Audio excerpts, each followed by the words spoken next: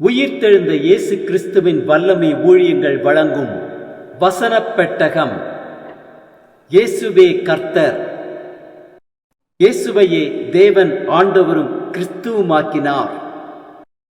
இயேசுவே ராஜாதி ராஜா, கர்த்தாதி கர்த்தா. கிறிஸ்துவே மரித்தோர் மேலும் ஜீவனுள்ளோர் மேலும் ஆண்டவர். கிறிஸ்துவே போதகரும் ஆண்டவருமாயிருக்கிறார்.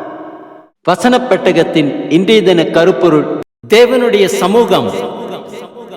God's presence is described as presence of God deals with the ability of God to be present with human beings, implying a close and personal encounter with the Lord. God's presence is filled in heaven. God's presence provides comfort in times of trouble or anxiety. God's presence brought fear to Adam and Eve's sinfulness at Garden of Eden. God's presence cast light on Isaiah's sinfulness. God's presence is at the place of worship. God's presence where prayer is heard. God's presence is a place of judgment. God's presence is a place of blessing. In the age to come, God's presence will be ultimate blessings, for believers will see Him face to face. ஜீவ மார்க்கத்தை எனக்கு தெரியப்படுத்துவேன். உம்முடைய சமூகத்தில் பரிபூர்ண ஆனந்தமும் உம்முடைய வலது பார்சத்தில் நித்திய பேரின்பமும் உண்டு. தேவனுடைய சமூகத்தை குறித்ததான வேத வசனங்களை பார்க்கலாம். சங்கீதம் 95:2 வாசிக்கிறோம்: துதித்தலுடனே அவர் சந்நிதி முன்பாக வந்து சங்கீதங்களால் அவர் ஆர்ப்பரித்து பாடக்கடவும். சங்கீதம் 139:7 முதல் 10 வரை உள்ள வசனங்களில் வாசிக்கிறோம்: உம்முடைய ஆவிக்கு மறைவாக எங்கே போவேன்? உம்முடைய சமூகத்தை விட்டு எங்கே ஓடுவேன்? நான் வானத்திற்கு ஏறினாலும் நீர் அங்கே இருக்கிறீர். நான் பாதாளத்தில் படுக்கை போட்டாலும் நீர் அங்கேயும் இருக்கிறீர். நான் விடிய காலத்து செட்டைகளை எடுத்து சமுத்திரத்தின் கடையாந்தரங்களிலே போய் தங்கினாலும் அங்கேயும் உமது கை என்னை நடத்தும், உமது வலது கரம் என்னை பிடிக்கும். சங்கீதம் 97:5 வாசிக்கிறோம்: கர்த்தரின் பிரசன்னத்தினால் பர்வதங்கள் மெழுகு போல உருகிற்று, சர்வ பூமியினுடைய ஆண்டவரின் பிரசன்னத்தினாலேயே உருகி போயிற்று. யாத்திரையாகமம் 33:14-15 வாசிக்கிறோம்: அதற்கு அவர், என் சமூகம் உனக்கு முன்பாக செல்லும், நான் உனக்கு இளைப்பாறுதல் தருவேன் என்றார். அப்பொழுது அவன் அவரை நோக்கி, உம்முடைய சமூகம் என்னோட கூட செல்லாமற் போனார், எங்களை இவ்விடத்திலிருந்து கொண்டு போகாதிரும். பிரசங்கி 5:2 வாசிக்கிறோம்: தேவ சமூகத்தில் நீ துணிகரமாய் உன் வாயினால் பேசாமலும் மனம் பதறி ஒரு வார்த்தையையும் சொல்லாமலும் இரு. தேவன் வானத்தில் இருக்கிறார், நீ பூமியில் இருக்கிறாய், ஆதலால் உன் வார்த்தைகள் சுருக்கமாய் இருப்பதாக.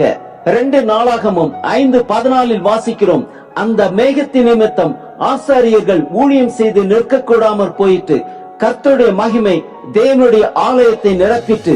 சங்கீதம் 51:11 வாசிக்கிறோம்: உமது சமூகத்தை விட்டு என்னை தள்ளாமலும் உமது பரிசுத்த ஆவியை என்னிடத்திலிருந்து எடுத்துக் கொள்ளாமலும் இரும். மத்தேயு 18:10 வாசிக்கிறோம்: இந்த சிறியரில் ஒருவனையும் அற்பமாய் எண்ணாதபடிக்கு எச்சரிக்கையாயிருங்கள். அவர்களுக்குரிய தேவதூதர்கள் பரலோகத்திலே என் பரம பிதாவின் சமூகத்தை எப்பொழுதும் தரிசிக்கிறார்கள் என்று உங்களுக்கு சொல்லுகிறேன். யாக்கோபு 4:10 வாசிக்கிறோம்: கர்த்தருக்கு முன்பாக தாழ்மைப்படுங்கள், அப்பொழுது அவர் உங்களை உயர்த்துவார். ஏசாயா 59:2 வாசிக்கிறோம்: உங்கள் அக்கிரமங்களே உங்களுக்கும் உங்கள் தேவனுக்கும் நடுவாக பிரிவினை உண்டாக்குகிறது, உங்கள் பாவங்களே அவர் உங்களுக்கு செவி கொடாதபடிக்கு அவருடைய முகத்தை உங்களுக்கு மறைக்கிறது.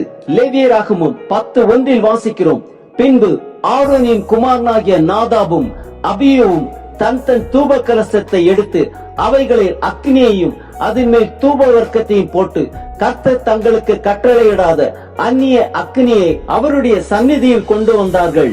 அப்பொழுது அக்னி கர்த்தருடைய சந்நிதியிலிருந்து புறப்பட்டு அவர்களை பட்சித்தது, அவர்கள் கர்த்தருடைய சந்நிதியில் செத்தார்கள். எண்ணாகமம் 6:26 வாசிக்கிறோம்: கர்த்தர் தம்முடைய முகத்தை உன்மேல் பிரசன்னமாக்கி உனக்கு சமாதானம் கட்டளையிட கடவர். 1 தீமோத்தேயு 6:16 வாசிக்கிறோம்: ஒருவராய் சாவாமை உள்ளவரும் சேரக்கூடாத ஒளியில் வாசம் பண்ணுகிறவரும் மனுஷரில் ஒருவரும் கண்டிராதவரும் காணக்கூடாதவருமாய் இருக்கிறவர், அவருக்கே கனமும் நித்திய வல்லமையும் உண்டாயிருப்பதாக. ஆமேன். 2 தீமோத்தேயு 4:1-2 வாசிக்கிறோம்: நான் தேவனுக்கு முன்பாகவும் உயிரோடு இருக்கிறவர்களையும் மரித்தவர்களையும் நியாயம் தீர்க்க போகிற கர்த்தராகிய இயேசு கிறிஸ்துவுக்கு முன்பாகவும் அவருடைய பிரசன்னமாகுதலையும் அவருடைய ராஜ்யத்தையும் சாட்சியாக வைத்து கட்டளையிடுகிறதாவது, சமயம் வாய்த்தாலும் வாய்க்காவிட்டாலும் ஜாக்கிரதையாய் திருவசனத்தை பிரசங்க பண்ணு. எல்லா நீடிய சாந்தத்தோடும் உபதேசத்தோடும் கண்டன பண்ணி கடிந்து கொண்டு புத்தி சொல்லு.